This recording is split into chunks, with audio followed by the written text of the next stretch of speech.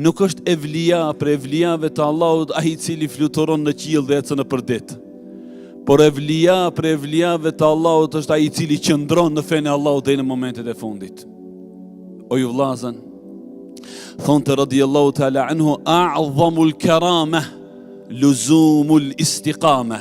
Kerameti dhe mrekullia më e madhe është kush qëndron në fetë të Zotit xhallahu ala.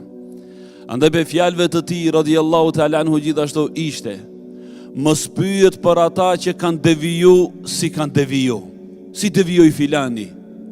Si është e mundur? Unë mbaj mend ai 5 vakte faleshte. E mbaj mend ai çdo në safin e parë. Mos pyet për këta njerëz, se devijimi është i lehtë ju vllazë, por pyet për ata që kanë qëndruar si kanë qëndruar. Mos pyet për ata që kanë deviju si kanë deviju, po pyet për ata që kanë qëndruar si kanë qëndruar.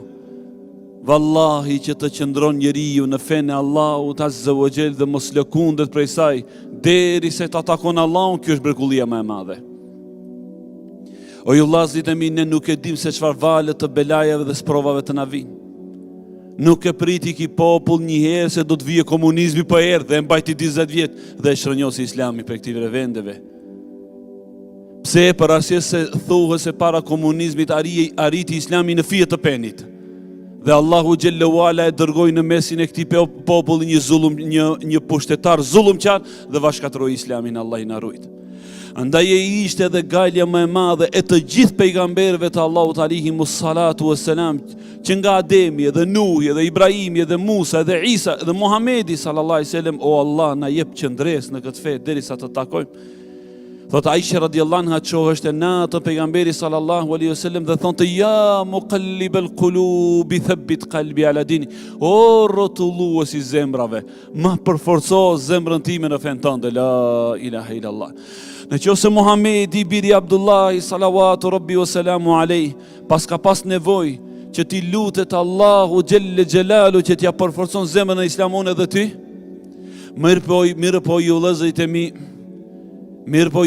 e mi, njeriu lutet për atë që ka gajle ma shumë. Mos ndoshta kjo fe dhe ky thesar i madh që na i ka fal Allahu xhallahu ala nuk është shumë e vlerë në zemrat tona që ne të lutemi për atë. Pasha Zotin e madh, me di që e humbim pasurinë, themi ja Rabb, ruma pasurinë. Me di që e humbim ndonjëri për fëmijëve, o Zot ruaj fëmijët e mi. O Allah, ma shëndetin ja dhe xhelali ul ikram. O vëllazën, pasuria dhe thesari më i madh i çdo njeri prej nesh është dini, është feja, është imani.